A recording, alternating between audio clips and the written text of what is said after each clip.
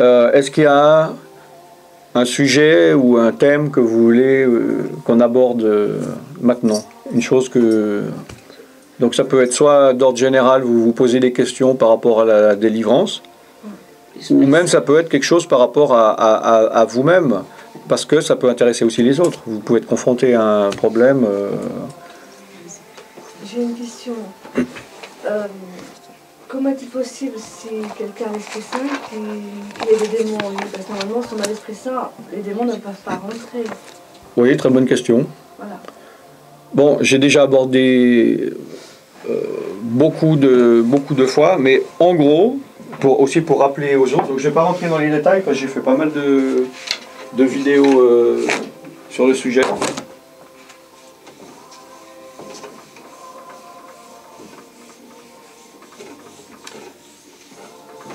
Alors, c'est un des arguments qui est utilisé par ceux qui sont contre la délivrance ou qui ne pratiquent pas la délivrance, d'accord? C'est toujours la même phrase dans le monde entier, c'est comment est-ce que l'Esprit de Dieu peut cohabiter avec des démons. Mettez vos téléphones sous silence. Il n'y a que moi qui ai le droit, puisqu'il y a des gens qui ne sont pas venus, peut-être qu'ils vont appeler. Donc en fait, c'est vrai que je suis d'accord avec le principe. Bon, déjà, ce n'est pas le Saint-Esprit qui ne peut pas cohabiter avec les démons, c'est les démons qui ne peuvent pas cohabiter avec le Saint-Esprit, c'est différent. Puisque l'Esprit de Dieu, c'est la lumière, et les démons, ils vivent dans les ténèbres. Et jusqu'à preuve du contraire, c'est les ténèbres qui partent devant la lumière, et non pas la lumière devant les ténèbres. On est d'accord? Donc, théoriquement, je suis d'accord, les ténèbres ne peuvent pas cohabiter avec la lumière. Donc, comment est-ce qu'on peut dire que quelqu'un, en effet, né de nouveau, converti, baptisé d'eau, baptisé du Saint-Esprit, parlé en langue, blablabla, il peut avoir des problèmes avec les démons? Alors, d'une manière,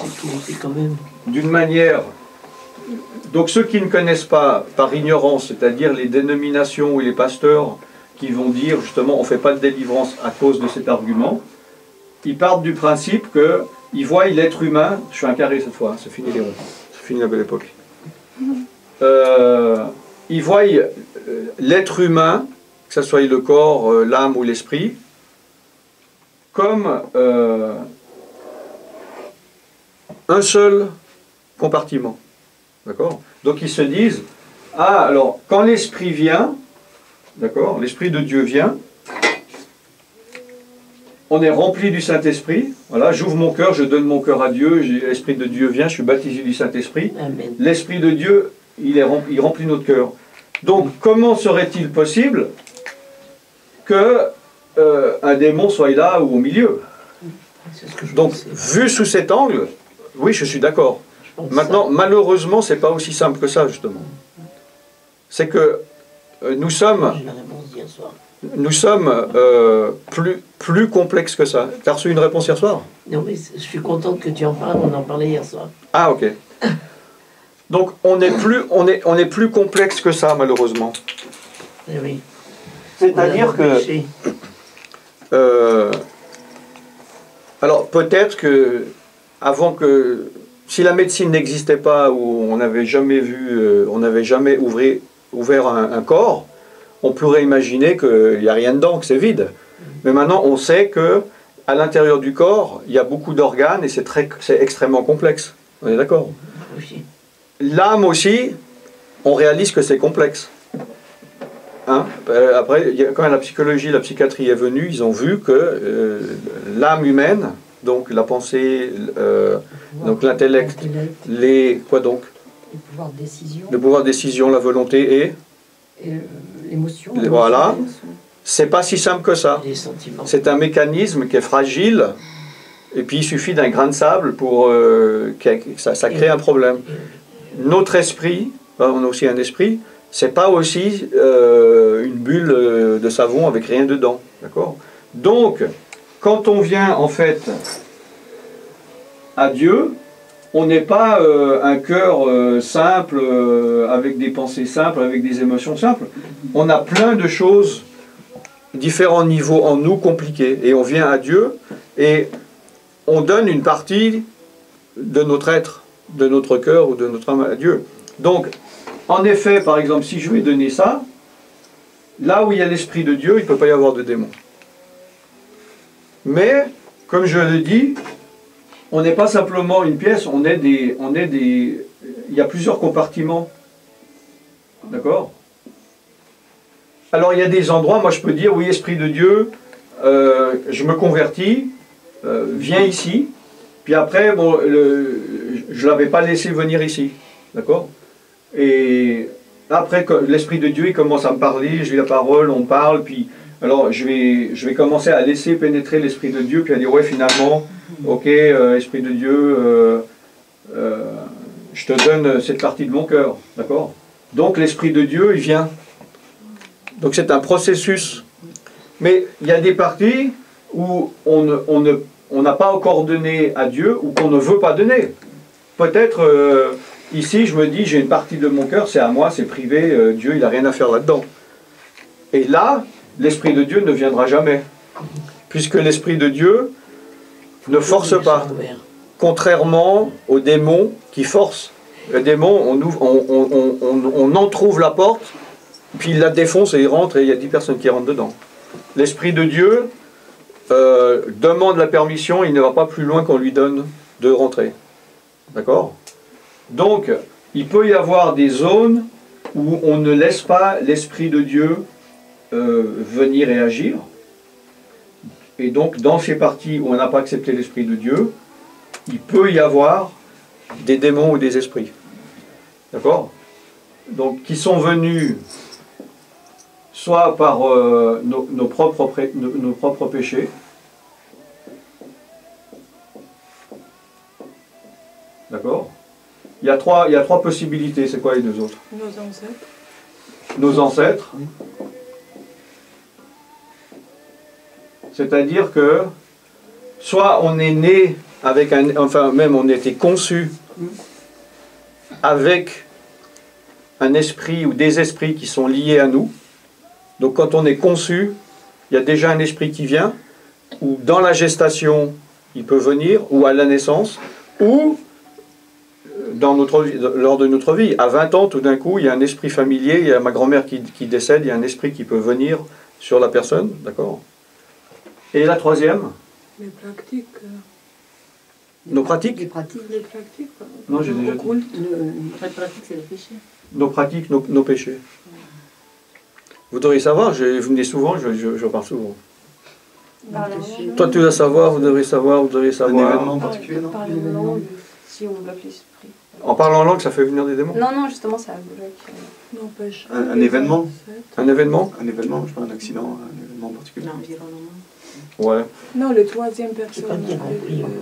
J'ai pas bien compris la question. Les démons, ils peuvent venir dans nos vies par trois portes, par trois manières. Premièrement,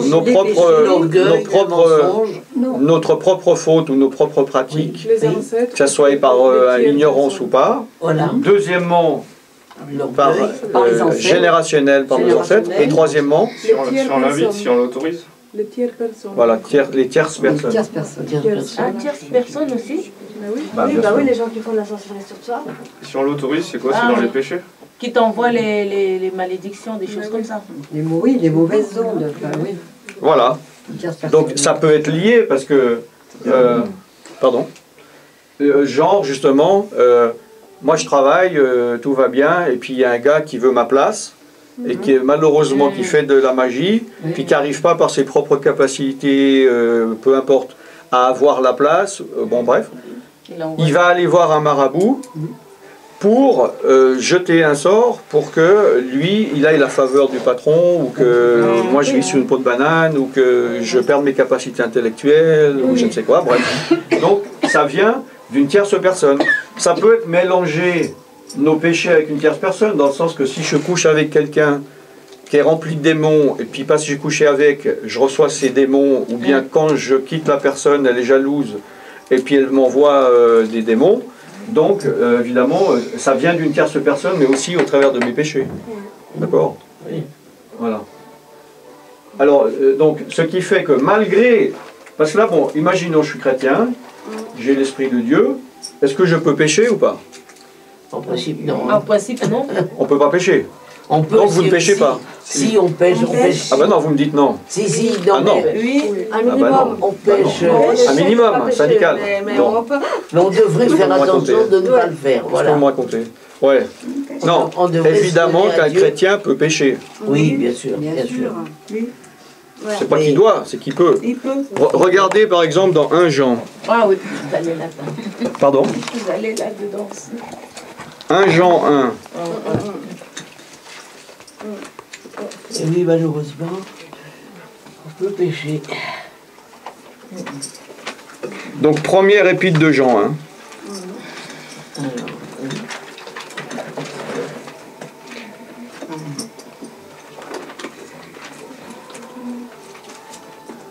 Alors, Alors, dans le contexte, il faut comprendre, on le voit plus loin aussi, que cette lettre est envoyée à des chrétiens. Et non pas à des non-chrétiens, d'accord?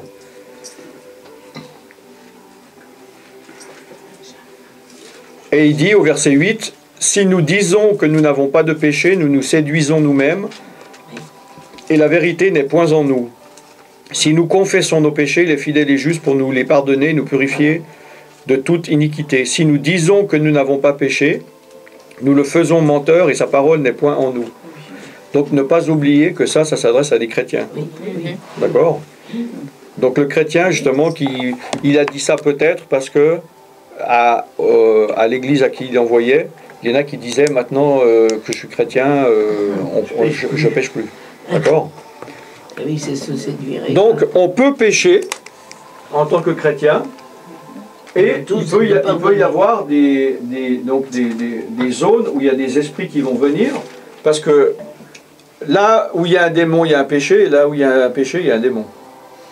Vous comprenez? Vous avez compris la Là où il y phrase? a un péché, Là où il y a un péché, il y a un démon, oui.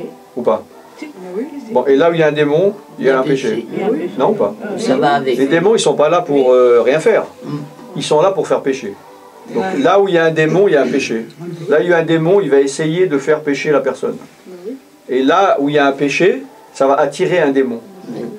Et comment faire pour qu'il ne fasse pas péché? Donc il faut refuser. Il faut résister au démon. Au diable. Il est dit dans 1 Pierre 5,8, résistez au diable et il fuira loin de vous. D'accord? Oui. Donc, moi je peux. Alors, imaginons. Ça, c'est un péché que j'ai depuis avant ma conversion. Et puis, ça c'est un nouveau péché. Alors, imaginons que, avant ma conversion, donnez-moi un péché. Tromperie. La tromperie? C'est-à-dire tromper les gens? Adultère, disons. Par exemple. Adultère. Non, tromperie, ça va. Ah, tromperie. Donc tromper les gens, donc mentir, dire des... C'est ça. Bon. Voilà. Alors, moi je me convertis, je donne mon cœur à Jésus, mais peut-être que ça, j'ai pas encore réformé ça et je continue à tromper les gens alors que je suis chrétien. On est d'accord? Oui. Donc, ce péché qui avait attiré des démons, il y a un démon qui se nourrit de ce péché et qui pousse à plus pécher. Parce que les démons, ils vont toujours essayer de nous faire plus pécher. Ils ne sont jamais satisfaits du niveau. Ils veulent toujours aller plus loin. D'accord? Donc, cet esprit qui a une influence sur moi, moi je me convertis, l'esprit de Dieu vient en moi, mais le démon, il est toujours lié à mon Ah, cœur. c'est péché là. Et tant que moi, là, par exemple, l'esprit... Alors évidemment que l'esprit de Dieu qui vient en nous, il veut nous purifier, il veut nous sanctifier. Donc un jour ou l'autre, l'Esprit de Dieu va commencer à mettre le doigt là-dessus.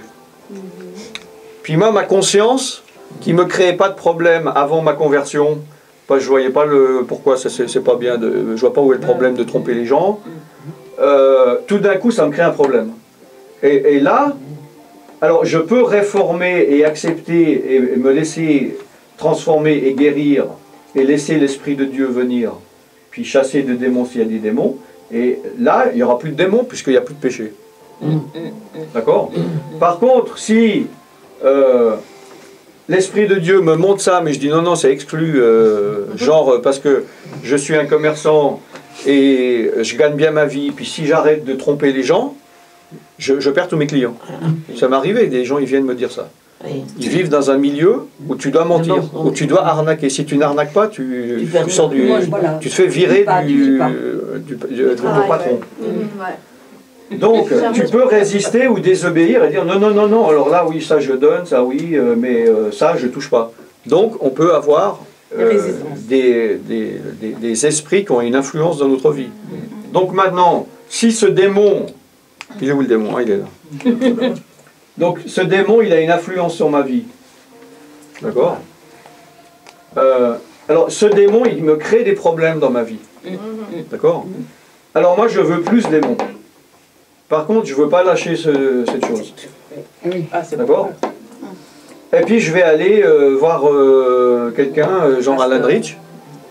Et puis, je vais lui dire, chassez-moi ce démon qui me crée tellement de problèmes dans ma vie. Mais comme il est attaché à ça, on peut le chasser pendant 20 ans, il ne partira jamais. Eh bien, bien sûr. Vous comprenez? Eh bien, voilà l'explication, pourquoi c'est long. Oui, Attends. T'as la réponse là aussi. Tant qu'ils se remettent de leurs émotions, apparemment, oui. Ouais, donc ça veut dire que tout le monde est touché par les démons, en fait. Ben, oui, Moi, je dis oui à... Ils ont tous péché, ils se sont à un niveau différent. Oui, moi, Je vais juste ouvrir la fenêtre parce qu'il commence à... Vous avez chaud là ou pas? On a accès à des démons puisqu'il n'a pas moi je suis ils ont tous péché. Les gars, là, ils se c'est sont chaud, là. Donc le péché, c'est le fait du démon. Alors, moi je fais pas partie des personnes qui veut voir, ou ça lui fait plaisir de voir des démons partout. Mais moi je dirais, oui, de près ou de loin, on est tous touchés par les démons, tout comme de près ou de loin, le fait d'être né ici, je suis soumis ou influencé à des tares. C'est-à-dire, mes parents n'étaient pas parfaits, la société dans laquelle je suis né n'est pas parfaite, et au niveau aussi physiologique, je suis soumis à des virus. Alors, on est soumis à plus ou moins grande échelle à des démons. Et des gens, ils sont sous une très grande emprise depuis la naissance ou après par rapport à leurs activités. Puis il y en a, ils ont une moins grande emprise. Mais il y a un moment donné où il faut se soigner, quoi. Il faut trouver, discerner où est-ce qu'il y a un démon ou bien des démons qui peuvent avoir une influence sur notre vie et quelle influence exacte ils ont pour s'en débarrasser. Oui. J'avais une question. Oui. Donc, ce que vous disiez, l'exemple, c'est pas uniquement de chasser le démon, mais c'est aussi personnellement de prendre conscience, de se repentir, de confesser, de renoncer à certaines choses. Oui. Ma question, c'est si c'est une pratique qui est dans la famille depuis longtemps, Ouais. de faire ce genre de choses, Mhm. on ne se rend pas forcément compte que c'est un péché, parce que Oui. c'est quelque chose qui se fait depuis des décennies dans la famille. Oui. Est-ce qu'il y a une prière spécifique à faire pour couper des trucs ou je sais pas quoi si c'est des pratiques qui sont faites depuis... Vous avez un exemple ou pas? Ça m'est venu à l'esprit cette question Ouais. là par rapport à l'exemple que vous avez donné, mais ça peut être d'autres choses. Non, mais comme péché de famille, vous avez un exemple en tête ou pas? Si c'est plus précis, je peux donner une réponse Ouais. plus précise. Si c'est général, je peux répondre d'une manière générale. Mais... Dans ma famille, dire certains mensonges, mais bon, là c'est ma famille adoptive, donc il n'y a pas de lien de sang. Oui, mais ça n'a rien à voir. Dire- Ça n'a rien à dire voir. des mensonges, c'est Alors pas- bon, ça c'est intéressant dans votre cas. grave. Alors justement, vous êtes un cas Ouais. très intéressant parce que justement, il y a le côté générationnel, d'accord, l'héritage générationnel, et puis il y a la manière dont vous avez été élevé, d'accord. Justement, parce que moi, apparemment, j'ai été élevé par mon père et ma mère. Bon, vous, si vous ne connaissez pas votre héritage générationnel, spirituel. Bon. Vous avez de toute manière une influence générationnelle. C'est-à-dire que les esprits, les démons qui sont liés à vos parents ou à vos ancêtres, spirituellement, ils s'en fichent que vous avez été coupé, adopté, etc. D'accord ? Donc vous avez un lien. Puis après, on a des choses qui nous arrivent dessus par rapport à l'éducation qu'on a. D'accord ? C'est-à-dire, moi je prends l'exemple.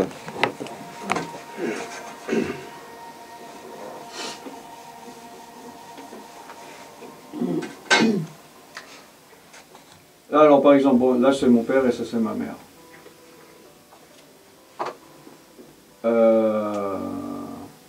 Voilà. Moi j'ai un héritage de leur part. Bon, génétique, j'ai un héritage. J'ai peut-être un bon capital santé, ou j'ai un problème, ou je suis né avec... Bon, d'accord, au niveau de l'ADN. Au niveau aussi spirituel. Donc par exemple, il y a un esprit générationnel qui, dans mon cas, était, entre autres, hein, il y avait plein, mais de sorcellerie ou de franc-maçonnerie. Donc moi, je suis là, et puis j'ai un esprit qui vient de eux, qui est un esprit de franc-maçonnerie, de la suite de la franc-maçonnerie. D'accord ? Ils ont jeté un sort sur 3 générations. Oui. Bon. Mais maintenant, ces 2 parents, ils m'ont aussi élevé. Et eux, par rapport à leurs problèmes de personnalité qu'ils avaient, par rapport à la manière dont ils ont été éduqués, blablabla, blablabla, j'ai hérité plein de choses au niveau de mon âme. D'accord ? On va me dire, ouais, par exemple, t'es nul, t'es pas beau. Ça n'a rien à voir avec l'héritage spirituel. C'est la manière dont on on m'éduque. Donc moi, je peux avoir des blocages dus à l'éducation que j'ai eue et non pas à l'héritage spirituel générationnel. Vous comprenez ce que je veux dire? Donc, dans votre cas, peu importe que vous n'ayez pas été élevé par les mêmes personnes qui vous ont conçu, parce que de toute manière, vous avez une influence spirituelle des gens que vous ne connaissez pas, puis vous avez de toute façon une influence par rapport à l'éducation. Mais je ne comprends pas en fait, ça veut dire que par l'éducation, est-ce qu'on peut recevoir des démons par l'éducation? Oui. Oui. Si vous êtes si genre, excusez-moi, si genre mon père il m'insultait quand j'étais gamine, oui. Est-ce que j'ai pu recevoir des trucs à ce moment-là, spirituels, négatifs? Il n'y a pas seulement spirituel, dans le sens qu'on est un tout et on ne peut pas dissocier le corps de l'âme de l'esprit. On ne peut pas. Si on a un problème au niveau de l'esprit, il va y avoir une influence sur l'âme et une influence sur le corps. D'accord? Et vice-versa, ça va dans tous les sens. Donc, si moi, mes parents, ce sont des angoissés, ils ont peur sans arrêt, je vais hériter cet état d'esprit d'avoir toujours peur. D'accord? Ça, c'est au niveau de l'âme, de ma personnalité. Je vais être quelqu'un de peureux. Mais, au travers de cette émotion de peur, il y a des esprits qui vont venir se nourrir de cette peur et créer encore plus de peur. C'est pour ça que je dis que là où il y a péché, il y a esprit, enfin il y a démon, et là où il y a démon, il y a... Alors bon, vous me direz, oui, mais la peur, c'est pas un péché, mais c'est une conséquence du péché. Alors, la peur. Qu'est-ce qu'on doit faire? Alors on doit peur parce qu'on a péché. on doit se couper, on doit faire des prières précises, spécifiques. Il faut... Qu'est-ce qu'on doit faire? Bon, regardez, qu'est-ce qui est écrit dans Jean, chapitre 16, quelqu'un peut lire à haute et intelligible voix. Jean, évangile de Jean, chapitre 16, versets 7 et 8. 16, verset 7. C'est Jésus qui parle. Moi, je lis avec la version d'Arby. Oui, très bien. Toutefois, je vous dis la vérité. Il vous est avantageux que moi je m'en aille, car si je ne m'en vais, le consolateur ne viendra pas à vous. Mais si je m'en vais, je vous l'enverrai. Et quand celui-là sera venu, il convaincra le monde de péché, et de justice et de jugement. Voilà, donc de qui il parle? L'Esprit Saint. De l'Esprit Saint. D'accord? Donc il est dit que c'est l'Esprit de Dieu qui convainc de péché, de justice et de jugement. Donc, c'est l'Esprit de Dieu qui nous guide dans toute la vérité, qui nous enseigne, qui va nous montrer les choses qu'on doit changer en nous et se réformer. Dans le sens que il y a des choses qu'on sait, on a un problème. Ça peut être un problème handicapant dans toute notre vie. Par exemple, je suis hyper timide. Puis ça me bloque dans toute ma vie. Je peux même pas prendre un bus parce que j'ose pas rentrer dans un bus. Bon, et pour moi, c'est mon problème. Et je le connais depuis que je suis petit. Et j'aimerais que ce problème soit réglé. Mais il se peut que j'ai des autres problèmes qui, pour moi, n'en sont pas, parce que ça fait partie de ma personnalité. Je suis tellement habitué que je me dis, je suis comme ça. C'est pas grave. Mais Dieu, il va peut-être, l'Esprit de Dieu va nous convaincre, va nous montrer qu'il y a des choses à régler, on ne connaissait pas encore. Donc c'est l'Esprit de Dieu qui doit nous convaincre et nous montrer. Puis quand vous dites, alors qu'est-ce qu'il faut faire? L'Esprit de Dieu qui nous conduit dans toute la vérité, il faut demander à Dieu. Déjà, vous pouvez dire, est-ce que j'ai des problèmes que je ne connais pas? Est-ce que j'ai des choses à résoudre que je ne connais pas? Dieu, il va vous montrer. Et après, ah bon, mais alors qu'est-ce que j'en fais? Comment je dois prier? Dieu, il va vous montrer.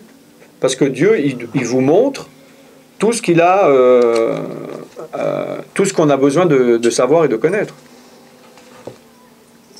Vous comprenez?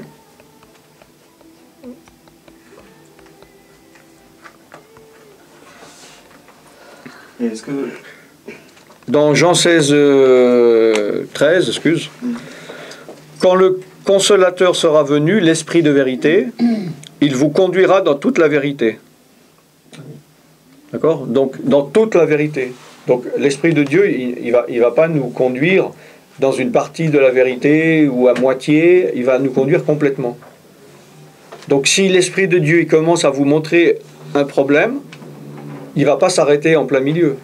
Donc, il va vous montrer toutes les étapes que vous devez faire.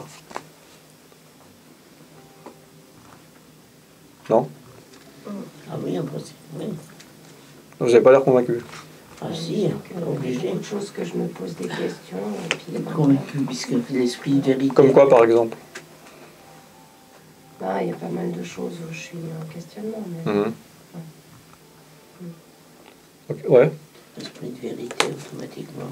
Non, je me disais, du coup, est-ce que c'est possible que on voit un problème dans notre vie et puis on cherche à résoudre ce problème, puis on se dit c'est légitime, Dieu veut me guérir de ce problème. Ouais. Je sais pas, par exemple la timidité. Ouais. Et qu'en fait on se trompe parce que c'est Dieu, il veut nous guérir, mais c'est pas dans ce temps qu'il avait prévu, ou c'est pas, et du coup on va maintenir le problème, puis on va pas évoluer parce qu'on cherche à combattre par notre intelligence. En effet, c'est par rapport, bon, je ne vais pas refaire en entier, mais par rapport au schéma que j'ai fait tout à l'heure, que si on est là comme ça, enfin bon, je sais pas ce que c'est un... S'il y a un rond, il y a un carré. Ouais, voilà. Et puis l'Esprit de Dieu est là. Et puis que... Donc ici, j'ai des choses que Dieu, de toute façon, il va vouloir régler. D'accord? Mais moi, en effet, je suis là, puis pour moi, je veux que Dieu règle ce problème dans ma vie. Mais que l'Esprit de Dieu, il sait, mais moi, je ne sais pas encore. Tant que ça, c'est pas réglé, ça ne pourra pas être réglé. Hein? Eh ben, moi, justement, par résistance ou désobéissance, je n'évolue pas et je ne sors pas de mon problème. Parce que je dis non, Dieu laisse faire ça, je m'en occupe-toi de ça. Et donc, au lieu d'obéir à Dieu, on dit à Dieu ce qu'il doit faire. Donc là, on est en statu quo parce que l'Esprit de Dieu ne force pas. Donc il va montrer une fois, deux fois, trois fois, il dit non c'est ça, puis à un moment donné, si on dit non mais arrête ton truc, lâche-moi avec ça, Dieu il va lâcher. Et après, je peux passer 10 ans à prier, à jeûner, à donner des offrandes à je sais pas quoi, à me flageller, pour que Dieu, enfin, il vienne résoudre mon problème. Puis après, je vais dire, je vais dire, ah bon, bah, c'est la volonté de Dieu que je souffre. Alors, sinon Dieu aurait déjà répondu, ou bien pourquoi il m'en veut. Puis on va chercher d'autres choses dans sa vie. Mais Dieu nous a déjà montré qu'est-ce qu'on doit faire. Parce que Dieu, il nous montre toujours ce qu'on doit faire. C'est pour ça que, excusez-moi. À condition d'être à l'écoute. Oui. Un rendez-vous et amitié avec Dieu. Si Dieu, on lui demande, mais si nous, on change absolument rien, ou qu'on n'écoute pas sa parole, on ne peut pas... Voilà, c'est ce que je dis là, ouais. Oui. Voilà. Parce que il se peut que... On veuille changer aussi. Dans votre vie, si ça fait longtemps que vous êtes chrétien, Dieu vous a montré une fois quelque chose, Oui. et que ça, vous avez balayé, non, t'occupe pas de ça. Puis après, vous avez continué votre vie chrétienne. À partir de là, votre vie chrétienne a été bloquée. Et vous cherchez des solutions, etc. Voilà. Et peut-être que il y a des personnes, ils doivent revenir en arrière et faire ce que Dieu leur a demandé de faire pour que toute leur situation se débloque. Plutôt que de chercher encore des solutions et des solutions et des solutions. Parce que comme il y a des gens, moi, ils viennent me demander pour la délivrance, bon, il y a des gens qui viennent parce qu'ils ont un problème depuis 3 semaines. Mais il y a des gens, ils viennent parce qu'ils ont des problèmes depuis 15 ans. Et qui sont chrétiens depuis 20 ans. Et qu'ils disent, j'ai tout fait. J'ai tout fait ce qu'on m'a dit de faire. Voilà. Je suis passé, alors on m'a dit de rien faire et d'attendre. J'ai rien fait, attendu 10 ans, ça n'a pas marché. J'ai commencé à faire des choses. On m'a dit de plus prier, on m'a dit de jeûner, il y en a qui même ils tombent malades, tellement ils jeûnent. On m'a dit c'est parce que tu donnes pas assez d'argent à l'église, parce que t'es pas ceci, lis ta Bible 5 heures par jour. Ils ont tout fait, et il n'y a rien qui change. Donc, pour moi, c'est qu'il y a le problème vient de la personne. Parce que, pour moi, le problème ne vient pas de Dieu. Si moi j'ai un problème pendant 10 ans, pour moi, le grain de sable, il n'est pas du côté du mécanisme de Dieu. Pour moi, il est de mon côté. Il est de notre côté. Parce qu'on peut aussi demander à Dieu qu'il fasse des choses qu'il n'a aucune intention de faire. Et là, je peux aussi être frustré en demandant quelque chose à Dieu qu'il n'a pas l'intention de me donner. Oui. Et puis si nous avons compris nos péchés, si nous avons coupé les liens avec les péchés de nos ancêtres, mais vous êtes toujours liés par justement les tierces personnes, mais alors même si vous avez compris que vous avez fait mal, même si vous êtes converti, même si vous êtes répandu, même si vous vivez sur le chemin de Jésus, de Dieu, mais le processus il est quand même long. Oui, mais de toute manière, on vit une guerre spirituelle. Tu vois? De toute manière. On n'est pas encore au paradis. D'accord? Donc, c'est sûr que si moi je suis là, et puis, bon, en effet, j'ai réglé mes trucs, j'ai plus de péché, tout ça. Mais qu'ici, il y a une personne qui m'en veut pour une raison X ou Y, pour des bonnes raisons ou des mauvaises raisons. Peut-être je lui ai fait du mal il y a 10 ans en arrière, ou il me hait parce que je suis chrétien, bon, on s'en fiche.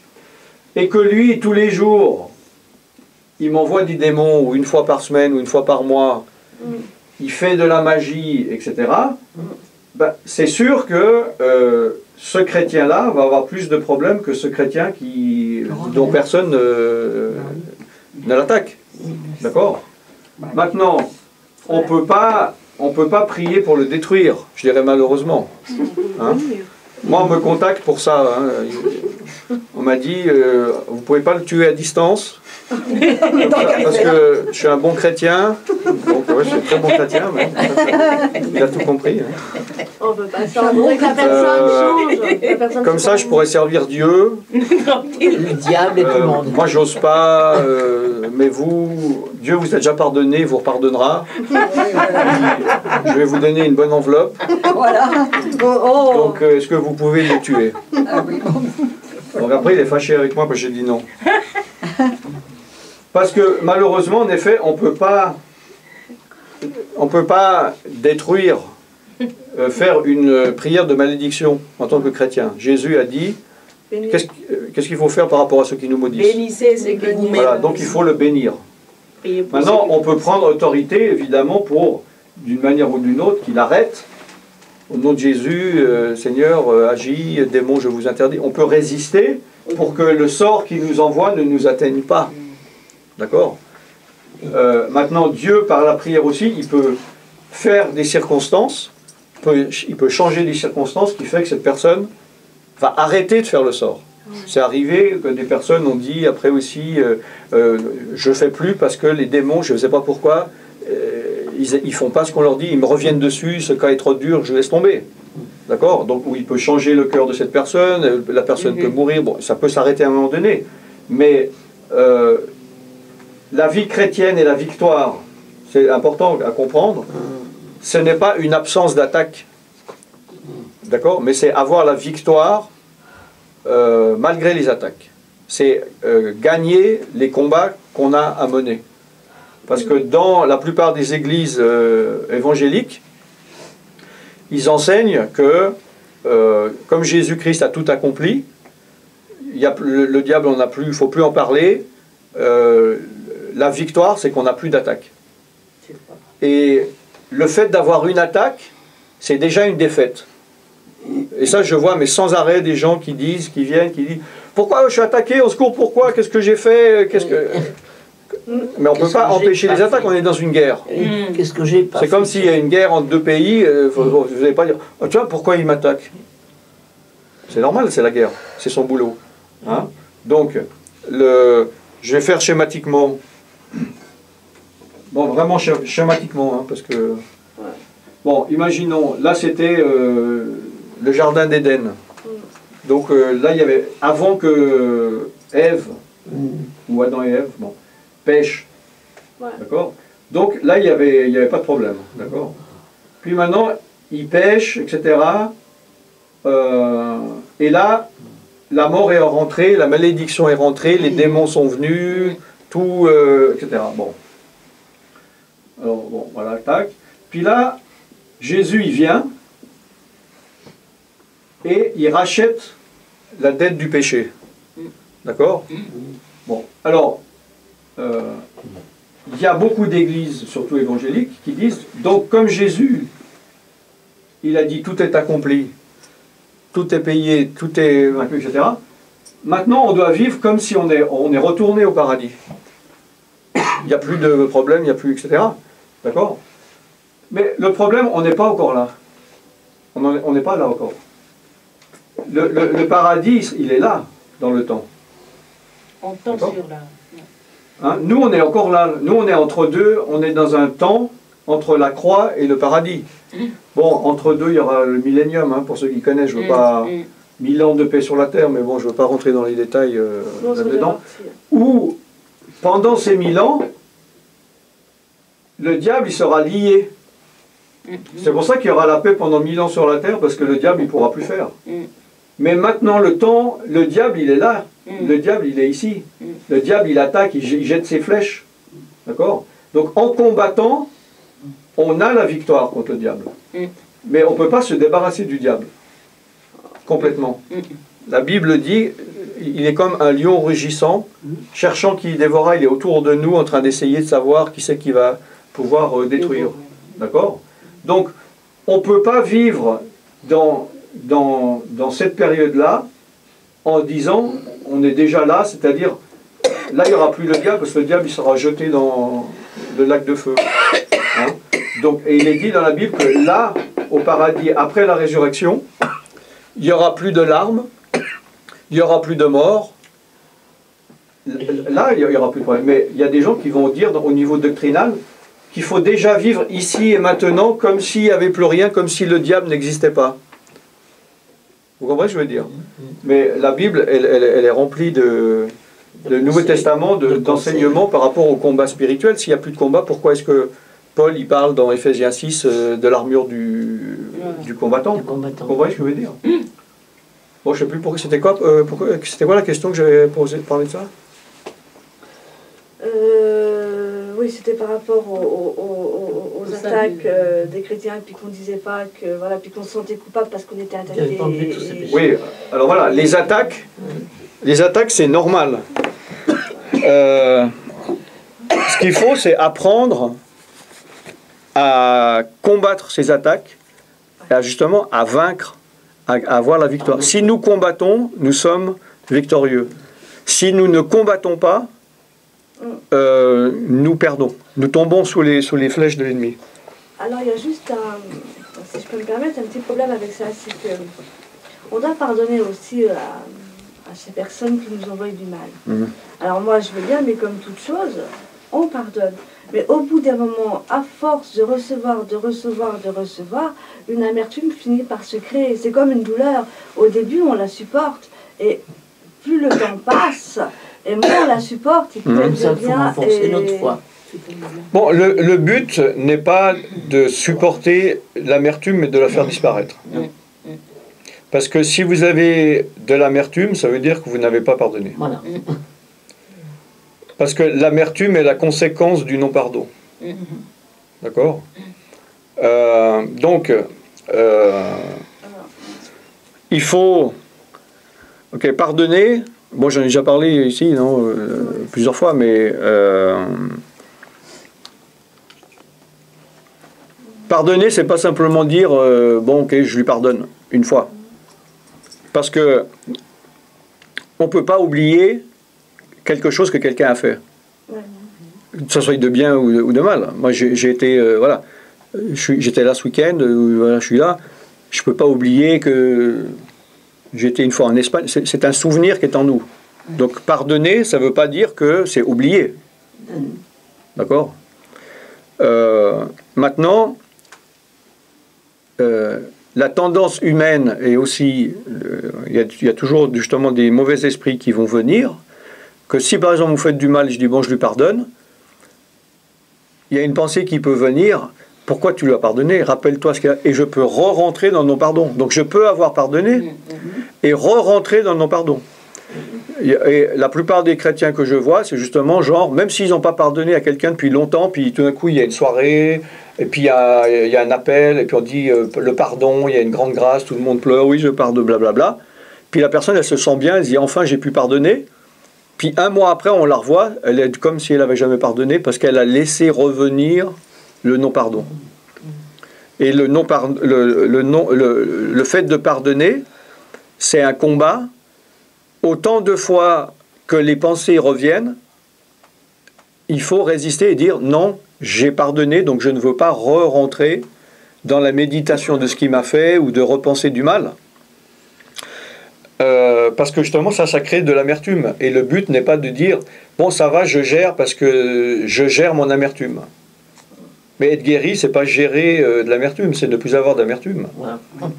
C'est comme si vous avez trop d'acidité dans l'estomac, puis vous trouvez les bons aliments pour manger, que vous en avez moins, puis vous dites bon ça va là je gère, j'ai de l'acidité mais pas trop donc je suis content, mais vous n'êtes pas guéri. Vous serez guéri quand vous n'avez plus d'acidité, vous pouvez manger ce que vous voulez. Vous comprenez ce que je veux dire? Donc, le pardon, c'est une décision ferme et définitive qu'il faut dire je ne reviens pas dessus. Parce qu'on ne peut pas oublier si une situation avait été injuste. D'autant plus la situation est injuste, plus c'est facile de s'en souvenir. On ne peut pas dire non, c'est pas grave ce qu'il a fait si c'est grave. Hein? Mais il ne faut pas rentrer dans l'amertume ou dans la méditation, parce que en général, on ne pardonne pas quelqu'un pour nous venger et lui faire du mal, mais en fait, ça ne change rien dans la vie du gars, ça nous fait du mal à nous. Oui.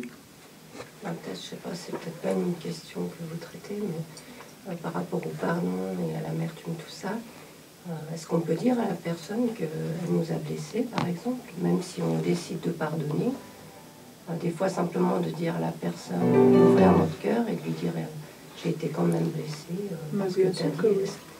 Bien sûr. Moi je dis, bon, il faut gérer avec prudence ce genre de choses, parce que chez certaines personnes, ça peut être bien et ça peut résoudre le problème, et dans certaines circonstances, ça peut empirer le problème. Mais si on fait pas, on dit Parce que peut-être la personne, ne s'est pas rendue compte qu'elle a fait du mal, et que en lui disant ça, ça peut créer un problème qu'on peut plus réparer après, parce que la personne n'arrive pas à gérer le fait que vous lui avez dit que vous lui avez fait du mal. Qu'elle nous a fait du mal. Ouais. Oui, Ça dépend de quoi on parle. Après, si vous me donnez un exemple précis, je peux précisément, mais je veux dire, je dis ça en disant que pour moi, c'est pas du tout une règle de dire toutes les personnes qui me font du mal, il faut aller les voir et dire tu m'as fait du mal, mais je te pardonne. Parce que la personne peut prendre très mal. Non, mais Et après vous en vouloir. Mais si alors, Si c'est on ne une parle sœur, pas de rentrer dedans, si on n'accuse pas, mais si on dit on ne dit pas tu m'as fait mal, mais je me sens blessé, je pense Ça dépend si la personne en face est capable de gérer cette information. Il y en a qui ne sont pas capables et qui vont mal le prendre et qui vont créer après des problèmes. Si c'est une sœur, mais que ce soit une sœur en Christ, un frère en Christ ou pas en Christ, c'est pareil. Là, en l'occurrence, c'était une sœur en Christ en qui j'avais énormément confiance. Attendez. Ouais.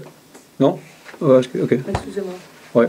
Là, en l'occurrence, c'était une sœur en Christ en qui j'avais énormément confiance et qui était un peu comme une mère spirituelle. Oui. Et je lui avais confié des choses très profondes. Oui. Et puis elle m'a dit des choses qui m'ont vraiment blessée, qui m'ont vraiment fait du mal. Et ça m'a torturé l'esprit pendant des mois. Et j'ai même crié à Dieu, j'ai dit, mais je lui pardonne, mais Seigneur, ça me fait tellement mal. Et puis j'ai eu l'impression que j'ai dit, mais Seigneur, est-ce que je dois lui dire, je ne dois pas lui dire, qu'est-ce que je fais?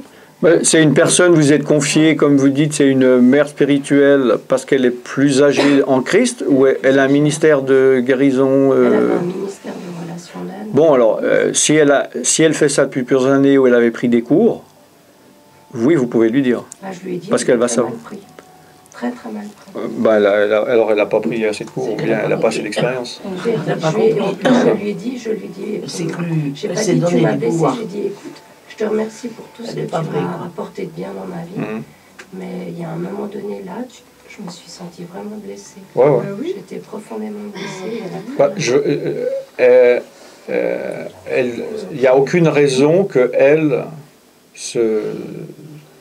ait un problème avec ça, si elle n'a pas de problème.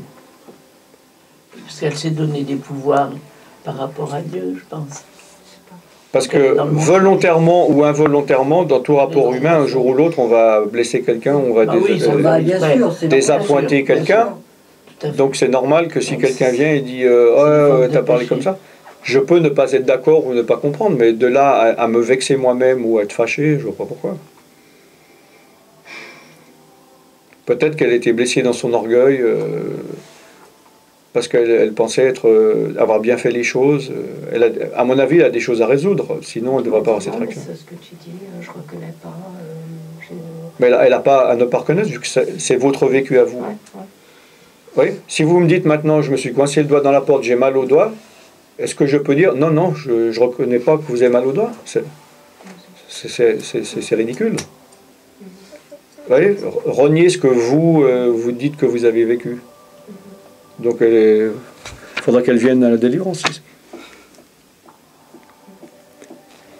Oui. Quand on est avec des gens qu'on ne connaît pas mais qui ne travaillent pas directement sur nous, quand on voyage, quand on travaille dans les bureaux, comme ça, est-ce que les démons auxquels ils sont liés peuvent décider tout d'un coup de venir chez nous, ou bien c'est seulement quand c'est ciblé Chez nous, ça veut dire quoi chez nous? Je sais pas, si je travaille avec quelqu'un et puis qu'il a certains démons, est-ce qu'ils peuvent tout d'un coup vouloir m'attaquer aussi? Quel genre de démon par exemple? Vous aurez une idée ou pas?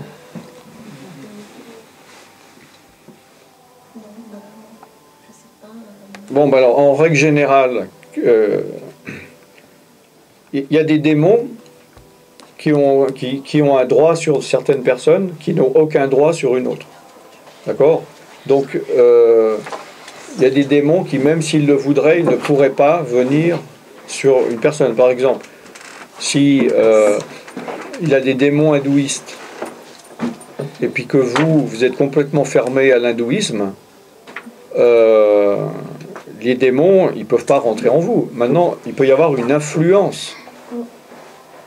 Vous pouvez vous laisser influencer si vous n'êtes pas ferme spirituellement.